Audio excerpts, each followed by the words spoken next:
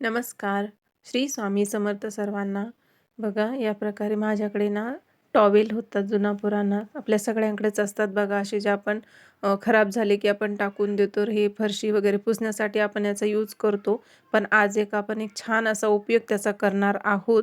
तर त्यासाठी मी याचा एक टॉवेल घेतलेला आहे आणि एक गाऊन पण घेतलेला आहे. बघा कॉटनचा गाऊन आहे हा आणि थोडासा खराब झालेला होता. तर तो असाच पडून होता. तर म्हटलं की याचा पण आपण वापर करूया. तर ह्या दोन्हीचा पण जे टाकाऊ आपण कपडे आहेत त्याच्यापासून छान असा एक वस्तू बनवणार आहोत.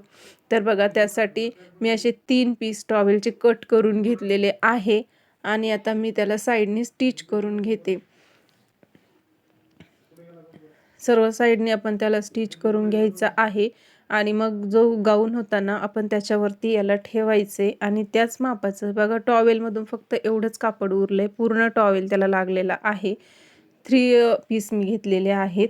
मग त्याचं मेजरमेंट मी घेतलेलं आहे 14.5 आणि उंची याची 19, 20 अशी 19.5 आहे. तर याचं माप असं काही मोजून मापून नाही. आपण जसं अंदाजे आपलं याची आपण एक पायपुसणी बनवणार आहोत डोरमॅट. तर आपण अंदाजेनुसार त्याचं माप आपण कमी जास्त करू शकतो. तर या प्रकारे आता मी ते जे कट केलेलं होतं ना टॉवेलचं तर ते असं गाऊनवरती ठेवायचं आणि त्याच्यावरतीच आपण याला साईडने आता कट करून घेणार आहोत या प्रकारे बघा. असं व्यवस्थित ठेवून आणि साईडने आपण त्याला आता कट करून घेऊ आणि गाऊनचे कपड्याचे पण 2 लेयर आहेत. तर आपल्याला एक खालून एक वरून असं ठेवायला 2 लेयर लागतील. त्याच्या 2 कपडे लागतील आपल्याला. तर या प्रकारे आता आपण त्याला कट करून घेऊ ह्याच मापांचे. तर छान असा उपयोग होतो बघा. असे टॉवेल आपल्या घरात पडलेलेच असतात ना आणि गाऊन जरी नसेल तरी दुसरा कुठला कॉटनचा कपडा असेल तर त्याचाही वापर इथे करता येतो. असं गाऊनचाच पाहिजे असं काही नाही. पण माझ्याकडे हा होता आणि हा खूप म्हणजे रफ कपडा होता. तर मग हा छान कपडा होता म्हणून मग मी तो लावला. दुसरा कुठलाही कॉटनचा असला तरीही चालेल. आणि आता पावसाळ्याच्या दिवसामध्ये हे असे वाळायला पण बरं पडतंय. खूप जाड पण नाही होत आणि काही नाही. त्याच्यामुळे जर सुकायला ठेवलं तर लवकर सुकतील अशी पायपुसणी असतात ह्या. तर या प्रकारे बघा 2 पीस मी कट केलेले आहे. आता आपण काय करायचं एकदा एक पीस खाली ठेवायचा. त्याच्यावरून हे टॉवेलचं जे आपण कट केलं होतं पीस तो ठेवायचा आणि त्याच्यावरून आता परत एक दुसरा रेड कलरचा जो आपण कट केला होता गाऊनचा तो ठेवायचा. असे व्यवस्थित हे सगळे लेयर एकावर एक ठेवून घ्यायचे आणि आता याला साईडनी स्टिच करायचे एकदा आणि मग याला क्विल्ट पण करून घेऊ आपण. आता मी याच्यावर तिरप्या-तिरप्या टिपा मारून घेते. एकदा साईडने स्टिच करून घेऊन आणि मग त्याच्यावर तिरप्या-तिरप्या टिपा मारून घेते.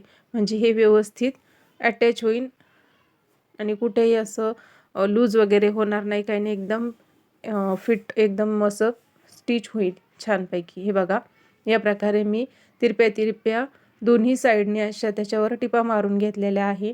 आता हे झालं. आता साईडने आपल्याला याला लागेल पाइपिंग. तर पाइपिंगला बघा एक पीस होता माझ्याकडे. त्यातलेच मी अशा पट्ट्या कापून घेतलेल्या आहे. सगळं काही आपल्या तुकड्यामधून छोटेसे जे उरलेले कपडे आहेत त्याच्यामधूनच मी वापरलेलं आहे. याला कुठलाही आपल्याला काही चांगले कपडेच पाहिजे असं काही नाही आहे. जे टाकून दिलेले कपडे त्यापासूनच आपण तयार करणार आहोत. तर या प्रकारे असे एकदा स्टिच करून घ्यायचे आणि मग त्याला असं फोल्ड करायचे. आता या प्रकारे आपण याला असं डबल फोल्ड करणार आहोत आणि एक अशी छान अशी त्याला पाइपिंग देणार आहोत. तर मी आता त्याला थोडंसं मॅच होण्यासारखंच थोडंसं येलो लावलेलं आहे म्हणजे दिसायला पण छान दिसतंय. तर मी एक अशी आता याला पूर्ण याला पाइपिंग देऊन घेते.